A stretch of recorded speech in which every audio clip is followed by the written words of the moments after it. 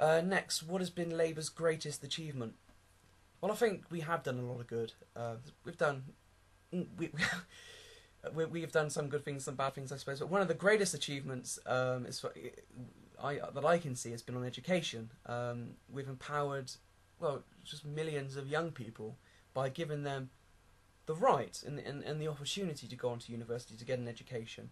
And whereby once this was the sort of exclusive right of the wealthy, of the classes, or the middle or ruling classes, this is now something working class people have a right to.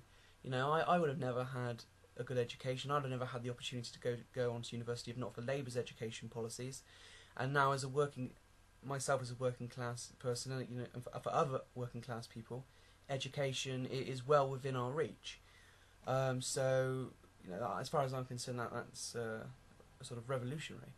But the fight for us will be on education. We'll make sure that education stays accessible, and that there's no reversal of what we've done.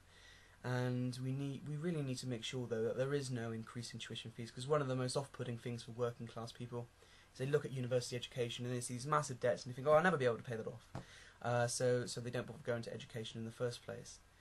So the solution now is well, the answer is certainly to make sure that we don't increase tuition fees and look to other methods of funding education, and perhaps look to remove tuition fees completely in the future.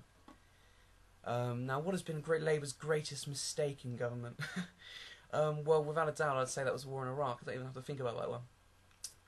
Unfortunately, that's probably what this government will be most likely remembered for, and that's a major shame, given our education policies and everything else.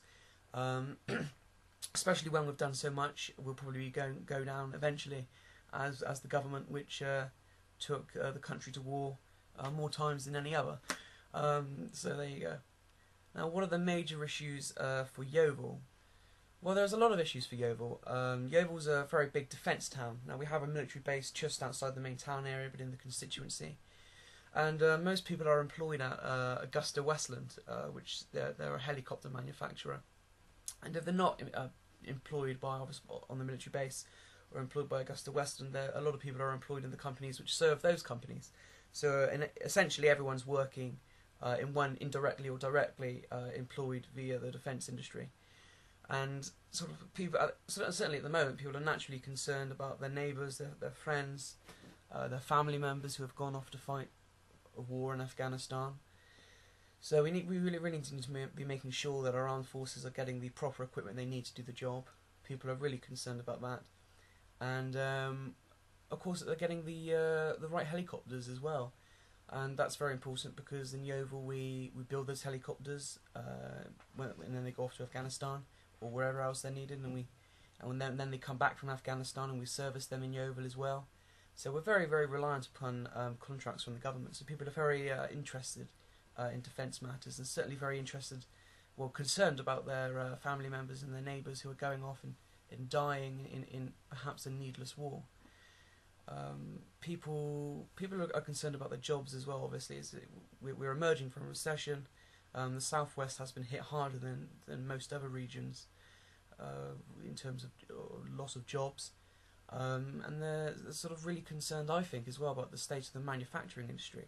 Yeovil is we're traditionally famous for our leather making, but over the years that industry has really shrank, and we've gone from having a booming sort of leather, being a booming gloving town actually, making leather for gloves, to we've gone to a state now where there's just a single factory left in the town making leather, and their leather's going all over the world. Especially to America, so they're especially susceptible to fluctuations in exchange rates. So yeah, they're very concerned about the decline of manufacturing as well. How can activists help in Yeovil? Well, that's really quite a simple issue. We need people on the ground, just like every other constituency does at the moment. We need people going out, knocking doors, delivering leaflets, calling people on the phones. And our situation is made all the more harder and sort of all the more dire, I think, because the BNP just announced that they're going to be standing in Yeovil, and so we're now actually campaigning against the BNP as well. But we're getting some great help from the people at Hope Not Hate, in Searchlight, who are together giving us free leaflets to go around Yeovil. So we need activists in the town to help Labour, to help myself as a socialist Labour candidate, but also to fight against the BNP.